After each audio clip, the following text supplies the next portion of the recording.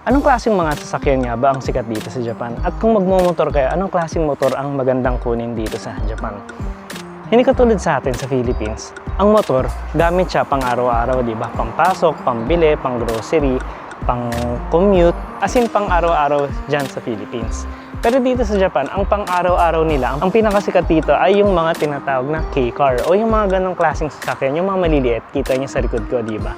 Yan yung mga 660cc na mga sasakyan. Manipis siya, maikli, talagang okay siya para sa mga masisikip na kalsada dito sa Japan. At hindi katulad ng motor, kahit na umulan o umaraw man, may aircon ka, hindi ka mababasa ng ulan, di ba? Hindi ka rin pawisan na papasok sa trabaho. Kaya anong klaseng motor ang maganda dito sa Japan? Dito, ang mga sikat is yung mga big bike. Ang pinakasulit na size ng motor dito sa Japan is 250cc. Ito 300 to pero parang ganito siya, 250cc. Bakit kamo? Ang 250cc kasi hindi mo kailangan ng shaken or yung tinatawag na mandatory inspection kada 2 taon. Hindi katulad pag lumampas ka ng 250cc, ito 300cc, 1000cc at 1250cc, kailangan mo na ng shaken or mandatory inspection kada 2 years.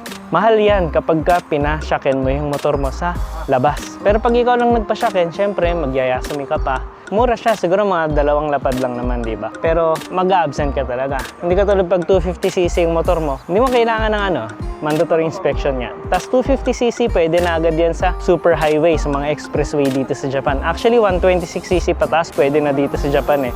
Di tulad sa atin, di ba, 400cc.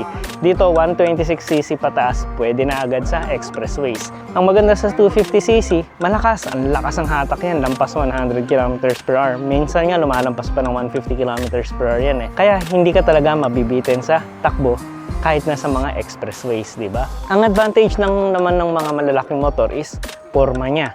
Yung lakas ng hatak. At saka yung, alam mo na kahit na sinong gusto mo overtaken, eh, kayang-kaya mo overtaken. Kaya kung lalampas ka na rin naman ng 250cc, isagad mo na ng big bike, di ba?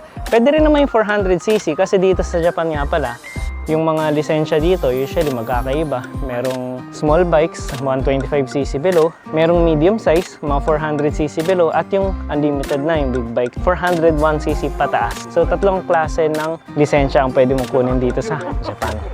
Diba? So, yun lang naman. Bye-bye!